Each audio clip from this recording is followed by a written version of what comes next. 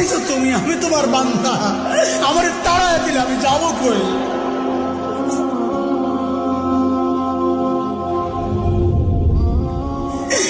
কই যাব? তুমি ছাড়া মাফ করবে কে বলো? কার কাছে যাওয়া ভিক্ষার হাত পাতবো বলো? কি দোয়া শিখাইয়া দিচ্ছেন নবী ভাই, কি দোয়া শিখাইয়া দিচ্ছেন। ওইভাবে মালিককে বলেন না একা একা, তুমি আমার রব, আনতা রব্বি, আনতা রব্বি, আর কেউ না। পাপ করছি তো তোমারই করছি, নাফরমানি করছি তো তোমারই করছি, আর কারো করি নাই। বানাইছো তুমি, এখন আমি যাবো কই?